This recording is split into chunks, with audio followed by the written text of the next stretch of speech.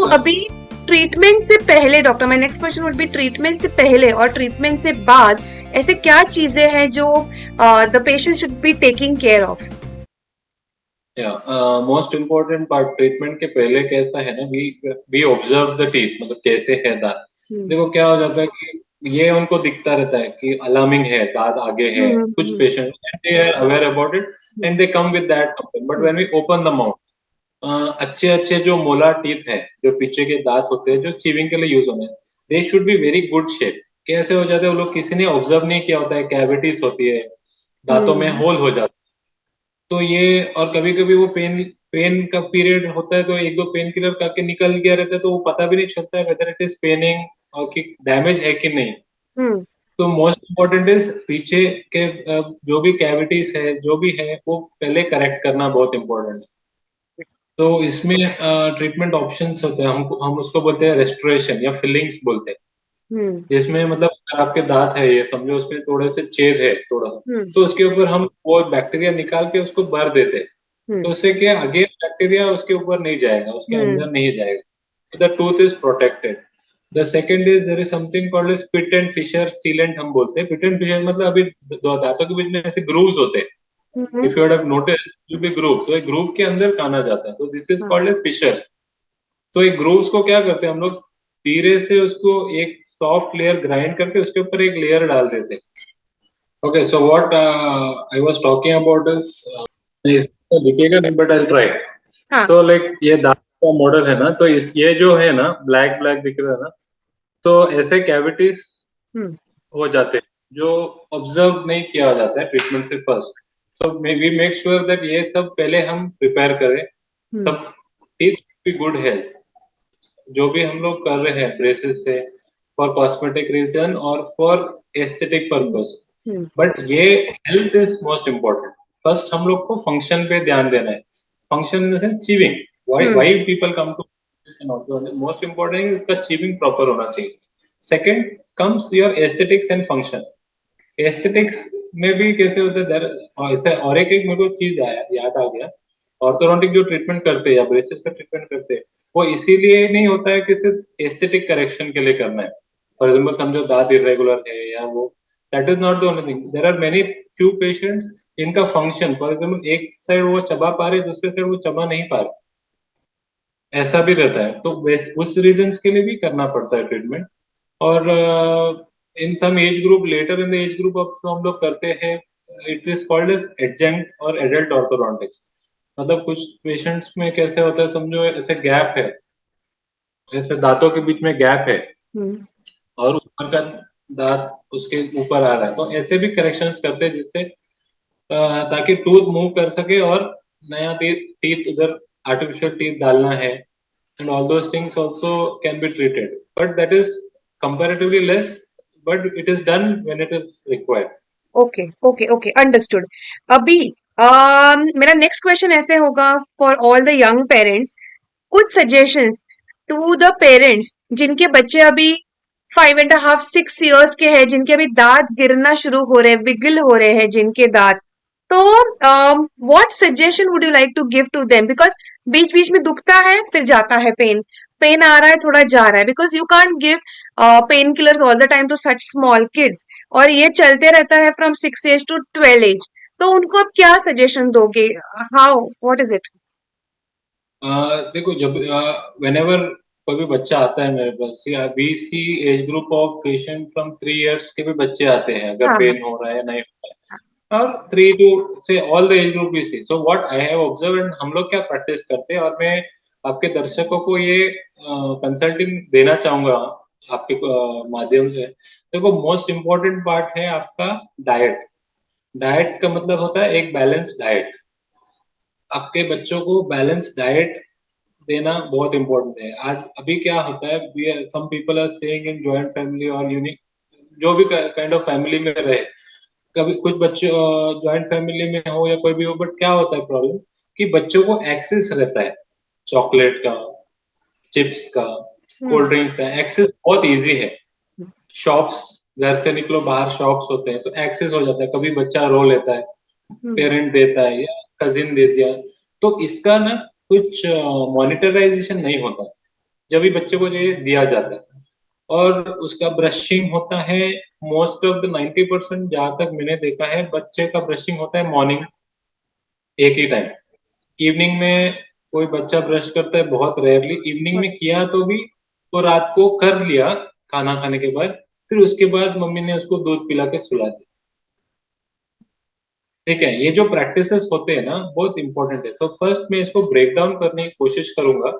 Most important balance diet. Balance diet मतलब जब भी आप आपके बच्चों को खाना देते हो, बैलेंस डाइट का मतलब तो आपने समझ गया, प्रॉपर प्रोपोर्शन में होना चाहिए।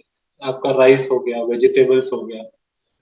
मोस्ट इंपॉर्टेंट थिंग, कार्बोहाइड्रेट जो होता है, जो राइस में होता है दैट इज ओके, जो फ्रूट्स में होता है इट इज ओके, बट जो चॉकलेट्स और बिस्किट्स या वेफर, जिसको हम लोग जंक फूड, हर एक स्कूल में अभी सिखाते हैं जंक फूड नहीं खाना, ट्रू, बट कितना फॉलो होता है वो इम्पोर्टेंट है। मॉनिटर करना है, हफ्ते में एक दिन दिया बस, या दिन में 2 दिन या 3 दिन में एक बार दिया, मॉनिटर बहुत जरूरी है। Yes, because at this early age में जो डाइट होता है उससे ही आपका बॉडी का स्ट्रक्चर बनता है। जैसे हम पहले ग्रोथ हार्मोन्स के बारे में बात कर रहे थे, तो ये अडल्ट्रेटेड फूड सब खाने से ग्रोथ में बहुत फर्क पड़ता है, बच्चे का इम्यून सिस्टम में फर्क पड़ता है। बच्चा रहता है कॉफ करता रहता है, कोल्ड करता रहता है, आप जाते रहते हो अपने पीडियाट्रिशियन के पास thinking and trying to find something external, but आपको सिंपल थिंग्स डाइट चेंज करोगे बॉडी में आपका कोई भी प्रॉब्लम आना कम हो जाएगा। Worst part in food what I have seen is chocolates, wafers, cold drinks and biscuits. ये तीनों चीज आप कंट्रोल भी करोगे, बट बिस्किट एक ऐसा चीज है वो चाहिए बच्चे को, और माँ और पेरेंट्स को भी ऐसा लगता है कि मेरा बच्चा ये खाएगा तो थोड़ा उसको शक्ति मिलेगी, so that he can work. वो खा नहीं रहा है, कुछ तो खाएगा, बट वो क्या हो जाता है ना दांत के लिए तो वेरी डेंजरस, क्योंकि ये जो इसमें होता है हाई लेवल ऑफ शुगर, तो आपके यस, दांत में जो पिट एंड फिशर मैंने बताया ना, तो उधर जाके वो रेस्ट करता है। अभी बच्चा बिस्किट कभी खाता है, 4 बजे खाता है या 3 बजे खाता है, this is the ideal time. तो 3 बजे से लेकर 9-10 बजे तक वो ब्रश नहीं करने वाला है, माउथ वॉश तो है ही नहीं, माउथ खुला किया तो किया, तो ये पिट के अंदर ये चला जाता है और ये धीरे धीरे दांत को होल करता है।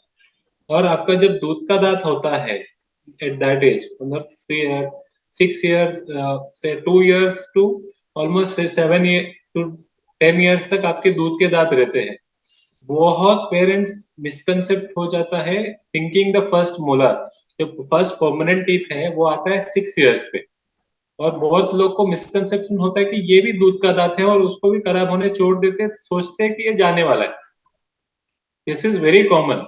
जब हम बोलते हैं ना, हम एक्सरे लेते हैं 6 ईयर्स में आपका दांत खराब हो गया, हम जब पेरेंट्स को हम बोलते हैं तो बोलते हैं ये तो दूध का दांत है, जाएगा। फिर हमको एक्सप्लेन करना पड़ता है ये दूध का दांत नहीं है, ये आपका परमानेंट दांत है, and it is very difficult for a child if is facing all this problem. So जितना होता है उतना बिस्किट देना है, जब वो खेलने जा रहा है तभी दो, 1 घंटा खेल के आया, बट उसको एक हैबिट क्रिएट करो, कुछ भी खाया एक छोटा ब्रश लगता है उसको, जस्ट रब इट ऑफ, कोई बड़ा प्रोसीजर नहीं है। और कैसे करना है ये, show and do technique. Show and do technique is, आप जब आपका बच्चे, अगर आपको बच्चा ब्रश करना चाहिए तो आप उसके साथ हमेशा ब्रश करना चाहिए। अगर आप ब्रश नहीं करोगे तो वो किससे सीखेगा। करेक्ट, डाइट, डाइट भी आप अच्छा डाइट फॉलो करोगे तब वो आपसे इंस्पायर होगा। हम क्या कर सकते हैं, हम आपको कंसल्टेशन देंगे 15-20 मिनट 1 घंटा दे के, आपको हम डाइट चार्ट भी बनाते हैं बच्चों के लिए। हम बोलते हैं कभी देना है क्या, और कितना इंटरवल, इंटरवल भी बहुत इंपॉर्टेंट है। ऐसा नहीं कि बच्चे को 10 बजे दे दिया, 11 बजे उसने स्कूल में खाया, 2 बजे खाना खाया, फिर 4 बजे खाएगा, कुछ 6 बजे खाएगा, फिर वापस 8 बजे खाएगा, फिर 10 बजे, ऐसे रेगुलर इंटरवल्स का प्रॉब्लम क्या होता है, मुंह में जो एसिड जो फॉर्म होता है, when ever food goes inside your mouth, हमारा बॉडी इस तरह से बनाएगी, एसिड प्रोड्यूस करता है ताकि वो दांत जो अपने खाना है उसको वो पचा सके। हमारे सलाइवा में जो है, मुंह में जो करेक्ट, पानी होता है सलाइवा, उसमें एसिड जनरेट होता है जब भी फूड जाता है, तो वो इंटरवल आप कम करोगे तो आपके मुंह में एसिड्स कम होगा। पीएच लेवल बोलते हैं उसको, पीएच लेवल जो रहता है वो न्यूट्रल रहेगा, जितना न्यूट्रल रहेगा आपका दांत हेल्दी रहेगा। दिस इज द बेसिक्स, मतलब ये आपने समझ लिया, मतलब कोई भी फैमिली ने समझ लिया और इस पे वर्कआउट कर दिया तो आपको डेंटल क्लिनिक में आने की कोई जरूरत नहीं है। Until just a follow up, just a Yeah, checkup, yeah. Dental treatment करने की भी कोई जरूरत नहीं है।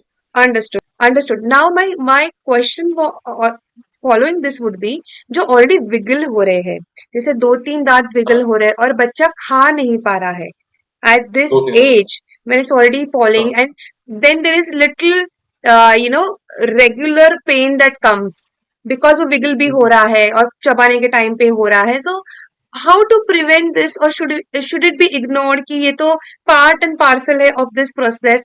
What do you have to say about that? देखो कैसा है, as your question is wiggle हो रहा है, so it is a sign, मतलब वो हम्म. बता रहा है, आपको एक इंडिकेशन दे रहा है कि something is going wrong there, या समथिंग नीड्स टू गो। कैसे हो जाता है, दूध के दांत विगल होते हैं जब उनका रूट्स रिजॉल्व हो जाता है, मतलब हम्म. जब नए दांत आते हैं ऊपर से ना, अरे हाँ. तो ये हाँ. ओल्ड दांत है ना, वो ऑटोमेटिकली रिजॉल्व हो रहा है, मतलब ऑटोमेटिकली उसके जो रूट्स रहते हैं वो चले जाते हैं हम्म. और वो विगल होना चालू हो जाता है। हम्म. तो वी जस्ट ऑब्जर्व, अगर विगल हो रहे हैं तो उसको निकालना है, निकाल दो, so that eating has to.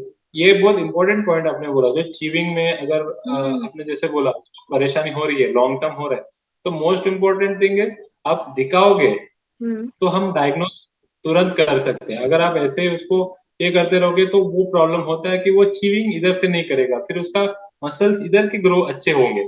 समझो अब इधर विगल हो रहा है तो वो क्या करेगा, एक तरफ से खाना शुरू करेगा, तो उसके कारण इधर के मसल्स उतना डेवलप नहीं होगा, फिर वो हैबिट के कारण जॉ ऐसे होगा। ऐसे भी होता है लोगों का जॉ, ऐसे एक साइड पे जाता है, क्यों जाता है, क्योंकि ये मसल वीक हो गए, पतले हो गए, ये मसल स्ट्रांग हो गया, तो जो साइड स्ट्रांग है उस तरफ आपका जॉ भी खींचता है। जो मसल का मैं आपको फर्स्ट डेंटोफेशियल ऑर्थोपेडिक्स का जो बता रहा था ना, तो understood. They are all this thing. Even tongue position, there are some patients जिनके टंग पोजीशन पीछे रहते हैं, मसल के कारण भी आपका जॉ ग्रो नहीं हो पाता है। कुछ पेशेंट्स के टंग बाहर की तरफ हैबिचुएटेड रहते हैं, उसके कारण भी जॉ आपका बाहर की तरफ दांत ऐसे फैल जाते हैं। तो मसल्स पे play a major role in field of orthodontics. जो भी आपके दांत अलाइनमेंट में आते हैं, मेजर रोल है मसल्स, ग्रोथ हार्मोन्स, तीसरा आता है जेनेटिक्स। हम्म. जैसे अभी parent का है तो बच्चे को आना ही है, that is understood, but we can make it, उतना सिवियरिटी उसका कम कर सकते ओके. हैं, अर्ली स्टेज में ट्रीटमेंट मिलने से। ओके. और ऐसे जब ट्रीटमेंट चल रहा होता है तो कौन से फूड आइटम्स अवॉइड करने चाहिए, या जो बच्चे हैं जिनके दांत अभी आ रहे हैं, नो विगल हो रहे हैं, उनको कौन से फूड आइटम खाने चाहिए या अवॉइड करने चाहिए? What do you have to say on that? See as orthodontist और डेंटिस्ट पर्सपेक्टिव, हमारा एजेंडा क्या है, function should never be hampered. अगर हम्म. फंक्शन जो है, पेशेंट अगर खा नहीं पा रहा है या नहीं कर रहा, तो देर उनको तुरंत आके एक बार दिखा के उसको हम्म. जल्दी ऑलराइट करना है। जैसे अगर आपका गाड़ी में टायर में हवा कम है या पंचर है तो आप क्या करते हो, तुरंत रिपेयर करते हो या तो तुरंत आप चल लेके जाते हो। तो all those things is a sign जो बोल रहे हैं आपको, immediately you need to see. और ट्रीटमेंट बहुत सिंपल होता है, अगर दांत हिल रहा है तो अगर उसका टाइम हो गया तो निकाल देंगे उसको दूध का दांत, तो नए दांत आएंगे उस एरिया में, वो कभी आना है। This is a entire different field जो आपने डिस्कस किया है ना, क्योंकि कुछ बच्चों का एक और चीज मैं बोलना चाहूंगा, कुछ बच्चे लोग, इसलिए मैं वो चेकअप का बता रहा था आपको, ईयरली वंस चेकअप। टीथ का ना एक एज ग्रुप होता है, जो ग्रोइंग पीरियड होता है ना, there is age group. For example अगर ये जॉ है ना, तो 6 to 6.5 years is the age group when this teeth, central incisor, lower central incisor teeth होता है, वो आना चाहिए। यस. हाँ, सो ये जो दांत है, फर्स्ट हम्म. टीथ जो आता है एज ऑफ 6 years, ये है 6 to 6.5 years। Okay, so there is always a variation, हर एक बच्चे में एक वेरिएशन होता है। तो वेरिएशन हम लोग बोलते हैं डेंटल एज। एक होता है क्रोनोलॉजिकल एज, क्रोनोलॉजिकल हम्म. एज है डेट ऑफ बर्थ के साथ, एक होता है डेंटल एज। तो हम लोग क्या ऑब्जर्व करते हैं, जैसे मैंने आपको बोल रहा था, पेशेंट आने दो, 6 साल में आने दो साल, हम्म. हम क्या ऑब्जर्व ऑब्जर्व करते हैं वो मैं आपके साथ डिस्कस करूंगा। अगर 7 साल का बच्चा है, अगर ये तभी आया है और कुछ भी नहीं आया है, ये मोलार्स आते हैं, correct. First molars correct. First molar मतलब ये बड़े वाले दांत। यस सो यस व्हेनेवर आप मिल्क टीथ देखोगे आपको दो छोटे बड़े दांत दिखेंगे, उसके पीछे सेम दांत सेम शेप के ऐसा दांत दिखेगा, यस उसको मोलर टीथ। तो तीन बड़े दांत दिखेंगे 6 साल में। So that is a proper age. अगर ये दांत नहीं आया है और 7 साल में ये दांत आता है तो हम लोग उसको कंसिडर करते हैं डेंटल एज 7 साल का है। तो बाकी सब अगर लेट आ रहा है तो हम उसको कंसिडर करते हैं दे आर लेट, हम्म उसका एक एज ग्रुप है। हम्म तो तभी हमको पता चलता है। तो हम कैसे कंपेयर करते हैं, 6 years में ये first hmm 2 central incisor, hmm 6.5 में ये 2 या 7। So there a range. तो 6 से 7 साल तक आ रहे हैं तो नॉर्मल है, अगर 9 साल तक नहीं आए तो डेफिनेटली एबनॉर्मल है। करेक्ट? समझ रहे हैं आपको गैप? एडल्ट टीथ 3 साल मतलब जो का। मिल्क टीथ निकल के एडल्ट टीथ जो आएंगे उसके आप एज बोल रहे हो, बराबर? हाँ, उसका एज है, उसका एज बता रहा हूँ, क्योंकि अभी आप बोल रहे हो विगलिंग है, तो कभी विगल होना चाहिए, कभी टूथ आना चाहिए, वो आपको नॉलेज होना चाहिए ना, इसीलिए मैं ओके बता रहा हूँ। तो ओके। 6 to 7 years ये है। एट द सेम टाइम ये जो ऊपर के दांत है हम्म और हम्म इसको हम सेंट्रल इंसाइजर बोलते हैं, तो इसका भी एज है 6.5 years। फर्स्ट हमेशा लोअर का आएगा, उसका कॉन्सिक्यूटिव जो दांत है वो उसके बाद 6 महीने के बाद आएगा। 6 years इसका हो गया, 6.5 to 7 बाजू का फर्स्ट 2 टीथ। उसके बाद लैटरल इंसाइजर बोलते हैं, उसके बाजू में same mirror image, mirror like they look all same. या ओके, तो ये जो दांत होता है कैनाइन और प्रीमोलर जो दांत होता है, समझो ये कैनाइन और प्रीमोलर, ये सबसे लेट आते हैं। ये आता है 9 to 12 years में। और मिल्क टूथ जो रहता है, मोलर मिल्क टूथ रहता है, उसका इंपॉर्टेंस यही रहता है क्योंकि वो गाइड करता है इसका इरप्शन। ओके। तो लोगों को लगता है दूध का दांत का तो कोई यूज नहीं है, तो जाने वाला है, बट कभी जाने वाला है, 9 से 11 के एज ग्रुप में जाने वाला है। हम्म। ठीक है। तो 9 से 11 के एज ग्रुप तक वो हेल्दी होना चाहिए, उसमें कैविटीज नहीं होने चाहिए, कैविटीज है तो रिपेयर करके रखना चाहिए। बिकॉज ज्यादा करके बच्चे क्या हो जाता है, ये जनरल डेंटिस्ट्री में आता है, बट फिर भी मैं आपको उसका नॉलेज दूंगा। यस क्योंकि क्या हो जाता है, वो कैविटी आ जाती है 5 साल या 6 साल में, क्योंकि 2 to 5 years तक, 3 साल काफी है कैविटी का खराब होने के लिए। तो खराब हो जाते हैं तो फिर ऊपर नीचे का दांत इरप्ट होगा, उसका प्रॉब्लम हो जाता है, पर प्रॉपरली या तो इरप्ट नहीं होता है या तो अटक जाता है, इसीलिए दांत इरेगुलर हो जाते हैं ना फिर। Even that is the reason ना, one of the reason irregular क्यों करेक्ट आते हैं या दांत बाहर करेक्ट। की तरफ क्यों आते हैं। ओके। सो ये आपको ऑब्जर्व करते रहना है। जो नए दांत है ना, जो कैनाइन है या प्रीमोलर है, हाँ जो भी ये दांत आने, ये थोड़े लेट आते हैं। तो वो पीरियड में आपको आपके मिल्क टूथ को संभाल के रखना बहुत जरूरी ओके। है ना। That is the most important period where your milk teeth has to be restored properly, kept properly, ताकि आपका बच्चे का चीविंग होगा। दैट इज द पीरियड जहाँ बच्चा ज्यादा चीव करता है अपने मिल्क टूथ से, और मिल्क टूथ को खराब करने में बहुत बड़ा रोल होता है। और मिल्क टूथ खराब हो जाता है तो बच्चे का खाना पीना सब कम हो जाता है। और पेरेंट्स भी क्या हो जाता है, फिर उसको जो अच्छा लगता है उसको वो ही अच्छा लगता है, बिस्किट खा लेता है तो दे देते हैं। I am not saying the parents are always wrong और because hmm. They want some nutrition to go. Correct. तो ये है, तो ये and most important teeth is this molar, first molar. Molar बोलते हैं हम लोग। यस ये comes at the age of 6 years। It is the most important teeth because it is going to be there throughout your life. Yes उसका कोई replacement नहीं है, and it is the पहला दांत है, और स्ट्रक्चर स्ट्रेटेजिकली ऐसा placed है कि it is going to do the maximum chewing. Yes. और अगर कोई भी ये दांत मैंने जैसे बताया, अगर वो पैटर्न में आ नहीं रहे, कोई भी लंबे टाइम के लिए अटका हुआ है, that is also point of concern. तो आपको तुरंत दिखाना है। हम क्या करते हैं, एक एक्सरे ले लेते हैं पूरा मुंह हम्म का, वो फोटो दिखाऊंगा जिसमें हमको देख सकते हैं ऊपर हम्म दांत कितना बना है, कितना उसका स्ट्रक्चर बना हुआ है, वो आएगा कि नहीं नीचे, अटका है कि नहीं। ये सब हम एक प्रिडिक्ट कर सकते हैं और आपको हेल्प आउट कर सकते हैं। Okay okay so I okay. Think is ideal for that age group, you know which अभी बच्चे छोटे हैं, 6 to 9 years के एज ग्रुप है, तो उनके लिए ये चीज बहुत इंपॉर्टेंट है। Yes. Thank you for sharing this and creating this awareness, doctor. There are patients जिनके दूध के दांत इवन 1 ईयर तक रुका रहता है उधर ही। आप बिलीव नहीं करोगे, this is called as retained, मतलब उधर ही रुक गया है, क्योंकि उसका जो सक्सेसर दांत है ये पोजीशन में नहीं आया, कोई और पोजीशन पे चला गया। तो ये दांत उधर तो उधर रहता है। और ये सब इमीडिएट ट्रीटमेंट है, जैसे हम लोग स्टार्टिंग ऑफ द डिस्कशन कर रहे यस थे ना, यस यस। तो ये इमीडिएट होता है। और ये विजिबिलिटी में नहीं आता है, क्योंकि when patient is smiling he can see all his teeth and it is covered. और अचानक से 21 साल के बाद ये दांत जो हाँ। दूध का दांत है हम्म। निकल गया, तभी पैनिक होता है कि ये निकल गया, अभी क्या है। उनको ये भी नहीं पता होता कि ऊपर दांत है, उसको हम यूटिलाइज करके ये इस जगह पे लेके आ सकते हैं।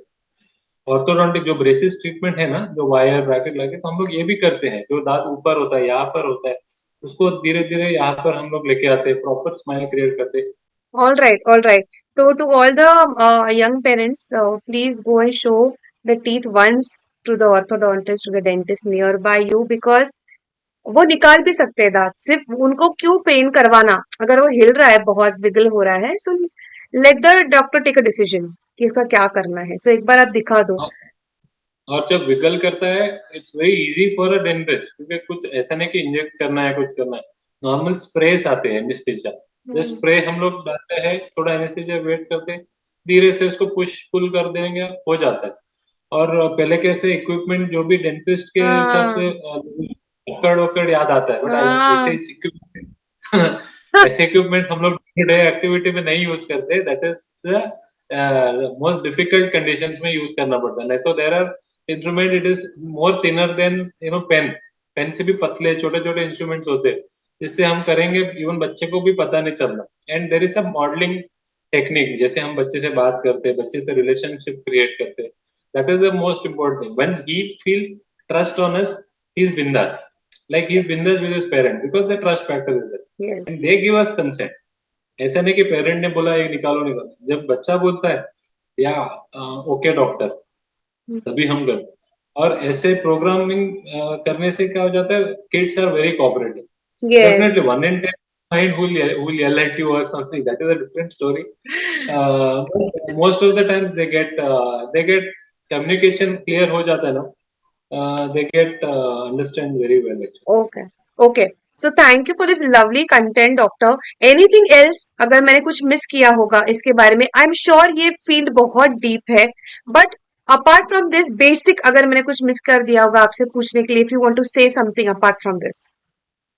I would really appreciate the way you have asked. You have covered almost everything possible, and it has given me chance to think and talk about all those things which we don't do in day to day इसमें। फिर भी मैं क्या बोलना चाहूंगा अभी, this is my way of looking at things. अभी कैसे aligners आया है, you will see all this kind of things every day, everywhere. There are few people, they'll come to your home, they'll deliver this, they'll do your treatment like this. But I would ask to be little aware about all this thing by doing it by yourself, because see, this is a field in which lot of tooth movement is done. Tooth movement मतलब orthodontist का मतलब कि we are moving the teeth, no, with braces and all, what we do, moving the teeth. So उसका एक optimum force है जो ideal है, जिससे वो create होता है। और चीविंग बराबर होना चाहिए, most important function. So aligners is good treatment, ऐसे नहीं बोलूं कि इट्स अ बैड ट्रीटमेंट और something, but it needs a very good monitoring and it has to be done under trained orthodontist. Now what is happening, these who are fabricating, see, this fabrication is done by a third party, whatever Yeah. it is, but who is watching you, who is seeing the things, who's observing, that needs to be a trained orthodontist for that. For now, what happens, any product which comes in, what used to happen, what happened with these aligner was when they came first, because as an orthodontist we are all trained to do with braces, so our Yeah. belief system is this is what works, and it works beautifully because we are creating it by ourselves. So Correct. when a third party comes and tells you, it is hard to believe sometimes, but it also proved itself. Hmm. ये 20 साल से है, तो उसने prove किया, ठीक है कर रहा है, तो अभी हम भी एक्सेप्ट करते हैं, हम भी ट्रीटमेंट करते हैं, but we observe it whether the desired result come और not. So I would request you to, whenever you want to do aligner treatment, make sure you go to a trained orthodontist, because we have seen a lot of people who have gone through side effects. See, they pay X amount of money, they have paid, they do the treatment, the treatment is over, the third month again you're back in the same position. That is called as relapse.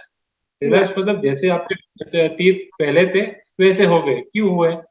क्योंकि no one, the people Monitor. who are doing it, they don't know what exactly to be done. They did something, it looks good, but whether it is sustainable, Hmm. ये चीज भी हमको of late पता चलता है। जैसे जो 100-200 patient करते हैं इससे, फिर हम ऑब्जर्व करते हैं, they are not taking the proper technique और proper steps. So this is the most important part which is needs to be addressed. Okay. Okay. True. True. Thank you. Thank you. Thank you, Dr. Piyush, for all the information. Thank you. Thank you. Anything else you want me to want to know in detail? If I have missed, you can ask me. I'll explain to you. No, yeah, I mean, I think आपने बहुत अच्छे से basic पूरा cover किया है. अगर if we get any more queries या then we can take a separate detailed blog एक एक पार्ट पे probably जिसके बारे में हम और अच्छे से बात कर सकते हैं. But I think you have covered phenomenally everything. बहुत अच्छे से आपने कवर किया. So thank you for that, doctor. Thank you. Thank you, ma'am. It's an opportunity for me also that I could share, and I would wish that it reaches to the many people and they become more intelligent about this. And you know what? I mean, it's easy for them then. Yeah. And thank you for taking out your valuable time and doing this for my channel. It really means a lot. Thank you for spreading this awareness. Thank you, ma'am.